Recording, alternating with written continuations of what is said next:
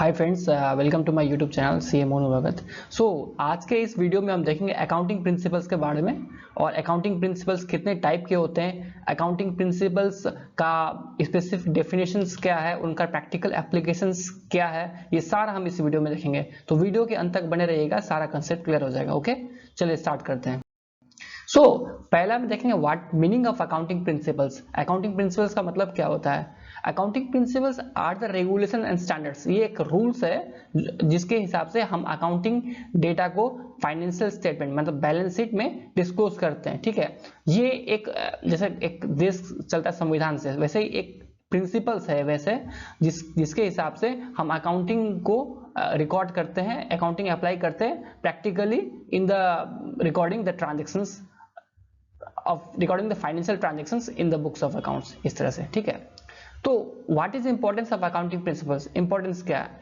Importance ये है कि जो कंपनी का जो फाइनेंशियल स्टेटमेंट्स होता है, फाइनेंशियल स्टेटमेंट्स मतलब profit and loss account, balance sheet, statement of changes in equity, cash flow statement, ये सब बाद में डिटेल में पढ़ेंगे। तो ये सब क्या करता है कि इसको कंप्लीट मतलब ये पूरा रहे, कंसिस्टेंट मतलब वो जो एक मेथड अप्लाई किया है वो सालों साल वो मेथड चलता ही रहे, एंड कंपेरेबल। कंपेरेबल मतलब वो एक साल में जैसे मान लो कि सेल्स हमारा है 50,000 रुपीज का एक साल में, तो अगले साल 1 लाख का हो गया, तो कंपेयर करने के लिए ये यूज होता है। ये इंपॉर्टेंस रहता है अकाउंटिंग प्रिंसिपल्स का।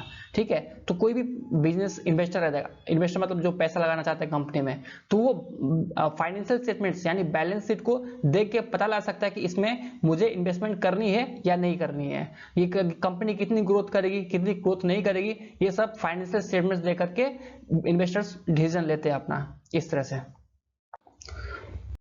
सो हम नेक्स्ट देखेंगे there are various accounting principles. बहुत किस्म का अकाउंटिंग प्रिंसिपल्स होता है डिपेंडिंग अपॉन इट्स नेचर। तो बेसिक अकाउंटिंग प्रिंसिपल्स कौन कौन से होते हैं? एक होता है consistency principle, accrual principle, going concern principle, revenue recognition principle, time period principle, materiality principle, conservatism principle, full disclosure principle, matching principle, cost principle, monetary unit principle, economic entity principle and the reliability principle। ये सारे principles के बारे में हम detail में पढ़ेंगे अपने इसी वीडियो में। ओके, सो कलरफुल टेक्स्ट इसीलिए है क्योंकि वो माइंड में इजीली कैप्चर हो सकता है, इसीलिए कलरफुल सारा टेक्स्ट किया हुआ है इसमें। ठीक है, तो हम पहला देखते हैं कंसिस्टेंसी प्रिंसिपल। कंसिस्टेंसी प्रिंसिपल मतलब क्या होता है? कंसिस्टेंसी प्रिंसिपल क्या बोलता है? Business entity should follow same method of accounting. मतलब एक मेथड ऑफ अकाउंटिंग आपने चूज किया पिछले साल के लिए, तो उसी मेथड ऑफ अकाउंटिंग को अगले साल तक भी फॉलो करना है, क्योंकि कोई भी इन्वेस्टर होगा, कोई भी इन्वेस्टर पैसा लगाने से पहले वो देखेगा कि अच्छा इस मेथड से बैलेंस शीट बना एक साल में, तो दूसरा साल भी उसी मेथड से बनेगा, तभी तो कंपैरिजन करने में आसानी होगी। वो मिला पाएगा कि कंपनी कितनी ग्रोथ करे, कितनी बढ़ रही है, आगे कहां तक जाएगी। तो एक मेथड जो फॉलो किया है उसी को फॉलो करते रहना है। जैसे मेथड क्या हो सकता है अकाउंटिंग? कैश बेसिस अकाउंटिंग, जैसे हम कोई एक्रूअल बेसिस अकाउंटिंग नहीं करते, जैसे बाकी में सामान नहीं खरीदते, बाकी में सामान नहीं बेचते, तो उसको कहते हैं एक्रूअल बेसिस ऑफ अकाउंटिंग। तो हम बाकी में सामान खरीदते हैं बेचते हैं, उसको कहते हैं एक्रूअल बेसिस ऑफ अकाउंटिंग। हम सिर्फ कैश में सामान खरीदते हैं बेचते हैं, उसको कहते हैं कैश बेसिस ऑफ अकाउंटिंग। तो सिर्फ कैश बेसिस में कोई बाकी का कारोबार नहीं चलता, और बिजनेस एंटिटी कोई कैश बेसिस ऑफ अकाउंटिंग को फॉलो करती है प्रैक्टिकली, तो उसको सालों साल वही कैश बेसिस ऑफ अकाउंटिंग को फॉलो करना पड़ेगा डिफरेंट फाइनेंशियल रिपोर्ट्स के लिए। Financial reports in the form of cash flow statement. Cash flow statement एक फाइनेंशियल स्टेटमेंट है जिसमें कैश कितना आ रहा है, कितना जा रहा है, उसका रिकॉर्डिंग होता है। बैलेंस शीट, बैलेंस शीट मतलब एक स्टेटमेंट जिसमें लायबिलिटीज, एसेट्स और प्रॉफिट एंड लॉस कंपनी का डिस्क्लोज होता है, वो उसको बैलेंस शीट बोलते हैं। इनकम स्टेटमेंट मतलब क्या होता है कि कंपनी ने कितना फायदा कमाया, कितना रेवेन्यू जनरेट हुआ और कितना एक्सपेंसेस हुआ उसका अगेंस्ट में, वो इनकम स्टेटमेंट में दिखाई देता है, इस तरह से।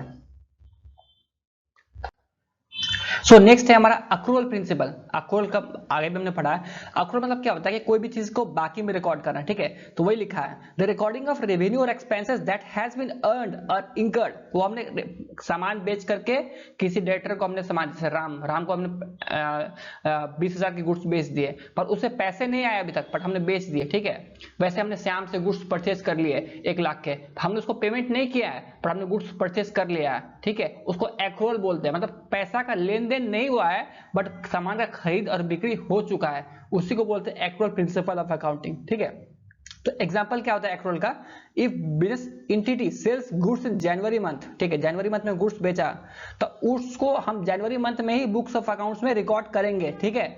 पेमेंट उसका मार्च में आया हो उससे कोई मतलब नहीं है, हम जनवरी मंथ में सेल्स किया है तो जनवरी मंथ में ही रिकॉर्ड करेंगे, यही कहता है एक्रोल प्रिंसिपल, इस तरह से। ओके, तो नेक्स्ट है हमारा going concern principle. Going concern principle क्या बोलता है, तो बिजनेस एंटिटी जो है वो अपनी ऑपरेशंस को ऐसे मतलब अपना कारोबार लंबे समय तक चलाना चाहता है, in the long term, in the future, उसका बिजनेस बंद करने का कोई भी अभी करंट इंटेंशन नहीं है, उसी को गोइंग कंसर्न प्रिंसिपल बोलते हैं। जैसे प्रैक्टिकल एग्जांपल क्या होता है कि कोई भी मान लो गवर्नमेंट की एंटिटी है, उसको पैसों की तंगी हो रही है, फाइनेंशियल डिफिकल्टीज हो रही है, ठीक है, तो गवर्नमेंट क्या करती है, उसको डिफरेंट काइंड ऑफ सब्सिडी देती है, जैसे इंकरेज करती है कि वो अपना फिर से अपनी ऑपरेशंस को चालू कर पाए, फिर से वो डेवलप कर पाए, उसी को हम गोइंग कंसर्न प्रिंसिपल बोलते हैं। कोई भी एंटिटी एक साल या 2 साल के लिए नहीं खुलती है, वो अपने लंबे समय तक फ्यूचर में बिजनेस को चलाना चाहती है, तो उसको हम गोइंग कंसर्न प्रिंसिपल के हम going concern principle of accounting के माध्यम से उसको रिकॉर्ड करते हैं, इस तरह से। ओके, नेक्स्ट हमारा रेवेन्यू रिकॉग्निशन प्रिंसिपल। तो रेवेन्यू रिकॉग्निशन प्रिंसिपल क्या बोलता है कि companies revenues are recorded when the product और service appears to have been delivered to the client, not when the money is received. मतलब हमने गुड्स बेच दिया राम को 20,000 का, ठीक है, तो हम रेवेन्यू रिकॉर्ड कर लेंगे, हमने राम से गुड्स बेच दिया इस मंथ में, पैसा कब आए ना आए उससे मतलब नहीं है, पर जब गुड्स बेच दिया उसको हमने बुक्स ऑफ अकाउंट्स में रिकॉर्ड कर लिया है, इसी को कहते हैं रेवेन्यू रिकॉग्निशन प्रिंसिपल, ठीक है। तो एग्जांपल कैसा है कि टीचर जो पढ़ाता है वो एक बैच 5,000 का उसने पढ़ाया, मतलब एक बैच स्टूडेंट्स का पढ़ाया 5,000 रुपीज में, ठीक है, तो इवन तो उसका पेमेंट नहीं आ रहा है, पेमेंट नहीं आया उसका उसी मंथ में, पर वो रेवेन्यू रिकॉर्ड कर सकता है अपने बुक्स ऑफ अकाउंट में, उसको 2 महीने बाद पैसा आया तभी चलेगा, पर जब जिस दिन बैच कंप्लीट हो गए उस टाइम पे उसको रेवेन्यू रिकॉर्ड करना पड़ेगा बुक्स ऑफ अकाउंट्स में, ये बोलता है रेवेन्यू रिकॉग्निशन प्रिंसिपल, ठीक है। नेक्स्ट देखते हैं time period principle. Time period principle क्या बोलता है कि कंपनीज का जो भी फाइनेंशियल स्टेटमेंट्स होता है ना, वो एक टाइम पीरियड के लिए प्रिपेयर होता है, ठीक है, एक साल के लिए, या तो वो फाइनेंशियल ईयर हो सकता है या तो कैलेंडर ईयर हो सकता है, ठीक है। जनरली हम अकाउंटिंग में हम फाइनेंशियल ईयर को प्रीफर करते हैं, ठीक है। तो टाइम पीरियड का एग्जांपल हम देखते हैं कि टाइम पीरियड में क्या होता है, एक कंपनी एमएनज है, ठीक है, उसका 31 मार्च का क्लोजिंग है, तो वो हर एक साल 31 मार्च तक अपना बिजनेस ऑपरेशन चालू करता रहेगा, उसको हम कहते हैं टाइम पीरियड प्रिंसिपल। या सो मटेरियलिटी प्रिंसिपल देखेंगे। मटेरियलिटी प्रिंसिपल क्या होता है कि मतलब जो मेन मेजर अमाउंट है, जो मेजर चीज है वो फाइनेंशियल स्टेटमेंट में डिस्क्लोज होने मांगता है, ठीक है। तो छोटी मोटी चीज है जो जिससे ज्यादा कोई फर्क नहीं पड़ता है बड़ी बड़ी कंपनियों को, या फिर छोटी छोटी कंपनियों को भी छोटी छोटी चीजों से अगर फर्क नहीं पड़ता है तो उसको फाइनेंशियल स्टेटमेंट में हम डिस्क्लोज नहीं करेंगे, ठीक है, उसको मटेरियलिटी प्रिंसिपल बोलते हैं, ठीक है। जैसे एक कंपनी है, बहुत बड़ी कंपनी, 2,000 करोड़ की उसकी टर्नओवर है, सेल्स है, ठीक है, तो एक डेटर है उसका सिर्फ 1,000 रुपए का डिफॉल्ट कर गया, ठीक है, तो 2,000 करोड़ की कंपनी के लिए 1,000 रुपया एक मामूली सा अमाउंट है, ये कोई बड़ी अमाउंट नहीं है, ठीक है, तो ये मटेरियल अमाउंट नहीं है, मतलब ये बहुत बड़ा मेजर अमाउंट नहीं है, ठीक है। अगर वही डेटर ने 50 करोड़ का डिफॉल्ट कर गया, धोखा दिया, मतलब पैसा वापस नहीं किया, तो ये 2,000 करोड़ वाली कंपनी को 50 करोड़ बहुत बड़ी अमाउंट है, तो ये मटेरियल अमाउंट है, ठीक है। तो आपको देखना पड़ेगा कि जो टोटल अमाउंट जो जितना है, जो डिफॉल्ट हुआ है, वो बड़ा है या छोटा है। बड़ा होगा तो वो मटेरियल अमाउंट होगा मटेरियलिटी प्रिंसिपल के हिसाब से, और वो छोटा अमाउंट है तो मटेरियल अमाउंट नहीं होगा, वो मटेरियलिटी प्रिंसिपल के हिसाब से, इस तरह से। सो नेक्स्ट देखेंगे हम इसमें कंजर्वेटिज्म प्रिंसिपल। कंजर्वेटिज्म प्रिंसिपल के हिसाब से क्या होता है कि gains are recorded in the books of accounts of business entities upon only upon full realisation, मतलब हमने जब प्रॉफिट जो है पूरा कमा लिया है तभी हम रिकॉर्ड करेंगे, पर और हमें लगता है कि लॉसेस हो सकता है फ्यूचर में, तो हम लॉसेस को आज ही रिकॉर्ड करेंगे, ठीक है। गेन जब होगा तभी रिकॉर्ड करेंगे, बट लॉसेस लगता है कि हो सकता है लॉस फ्यूचर में, तो हम उसको आज ही रिकॉर्ड करेंगे, इसको कहते हैं कंजर्वेटिज्म प्रिंसिपल। प्रैक्टिकल एग्जांपल क्या है कि when a business entity, example Amit trading company, उसको लगता है कि एक उसका केस चल रहा है डेटर के अगेंस्ट, मतलब डेटर मतलब कस्टमर, तो उसको लगता है कि वो केस जीत जाएगा, ठीक है, तो वो प्रॉफिट नहीं बुक करेगा बुक्स ऑफ अकाउंट में, हाँ हम जीत जाएंगे केस, जब और उसको लगता है कि हाँ वो हार सकता है, तो वो लॉस बुक कर देगा बुक्स ऑफ अकाउंट में कि हाँ इस केस से हमें लॉस हो सकता है, तो इसको कंजर्वेटिज्म प्रिंसिपल बोलते हैं, ठीक है। फुल डिस्क्लोजर प्रिंसिपल क्या होता है कि नाम से पता चल रहा है कि हम फुल डिस्क्लोज करेंगे जो भी हमारे पास अकाउंट्स में है, ठीक है, जो जैसे इनकम हो गया, एक्सपेंसेस हो गए, मतलब इनकम मतलब आमदनी हो गया, एक्सपेंसेस खर्चा हो गया, लाइबिलिटीज मतलब किसी को पैसे देने, एसेट्स मतलब संपत्ति हो गया, जो जो हमारे पास है उसका फुल डिस्क्लोज करेंगे, पूरा सब कुछ दिखाएंगे बैलेंस शीट में, फाइनेंशियल स्टेटमेंट्स में, उसी को हम फुल डिस्क्लोजर प्रिंसिपल बोलते हैं। ठीक है, तो प्रैक्टिकल एग्जांपल क्या होता है कि एक लिटिगेशन पेंडिंग है, केस पेंडिंग है एक कंपनी के अगेंस्ट में। ठीक है, तो उसको लगता है कि वो जीत जाएगा फ्यूचर में, तो उसको कंटिजेंट एसेट्स बोल के फुटनोट मतलब क्या होता है कि कोई भी बैलेंस शीट के नीचे एक लाइन होता है, उसको फुटनोट बोलते हैं। उसको फुटनोट में वो चीज डालना है कि हाँ इस कंपनी के अगेंस्ट में केस पेंडिंग है और हम इससे जीत सकते हैं, ऐसा करके एक कंटिजेंट एसेट्स, और जीत सकता है तो कंटिजेंट एसेट्स डालेगा, और हार सकता है तो कंटिजेंट लायबिलिटी डालेगा। इस तरह से फुट नोट में बैलेंस शीट के नीचे उसको डिस्क्लोज करना पड़ेगा, उसको हम फुल डिस्क्लोजर प्रिंसिपल बोलते हैं। ओके, सो नेक्स्ट देखते हैं मैचिंग प्रिंसिपल। मैचिंग प्रिंसिपल मतलब क्या होता है कि कोई भी बिजनेस में खर्चे होते हैं और आमदनी होती है। ठीक है, तो जो भी खर्चे होते हैं वो रेवेन्यू के साथ मैच करना चाहिए। ठीक है, जैसे मैं पढ़ाता हूँ, जैसे मैं टीचर हूँ, तो मेरा जो भी बच्चों से आमदनी होगी, तो जो मेरा खर्चा होगा, जैसे ब्लैक बोर्ड का हो गया या फिर माइक का हो गया या फिर पार्कर का हो गया, तो खर्चा वो रेवेन्यू से मैच करना चाहिए। ठीक है, जैसे मान लो कि मैं मेरी खर्चा है जैसे किचन आइटम्स का, ग्रोसरी आइटम्स का है, पर मैं पढ़ाता हूं बच्चों को, तो मेरा रेवेन्यू और एक्सपेंसेस मैच नहीं हो रहा है, तो वो मैचिंग प्रिंसिपल का वायलेशन हो गया। मतलब जिससे आपका रेवेन्यू आता है उससे आपका खर्चा मैच होना चाहिए, ये मैचिंग प्रिंसिपल बोलता है। ठीक है, एक एग्जांपल देखते हैं कि एक कार मैन्युफैक्चरिंग कंपनी है, उसका 10 करोड़ का कार है, तो और कॉस्ट मतलब उसको बनाने में 4 करोड़ खर्चा हो रही है। ठीक है, तो बनाने में 4 करोड़ खर्चा हो रही है, तो बनाता है वो कार ही है, कार में ही खर्चा हो रहा है ना, तो एक्सपेंसेस जो है वो रेवेन्यू के साथ मैच हो रहा है। ठीक है, कार बनाने के लिए ही खर्चा हो रहा है, कार बेचने के लिए। ठीक है, तो एक्सपेंसेस मैच हो रहा है रेवेन्यू से, इसीलिए हम उसको मैचिंग प्रिंसिपल के तहत रिकॉर्ड करेंगे इसमें, इस तरह से। ओके, नेक्स्ट है हमारे पास कॉस्ट प्रिंसिपल।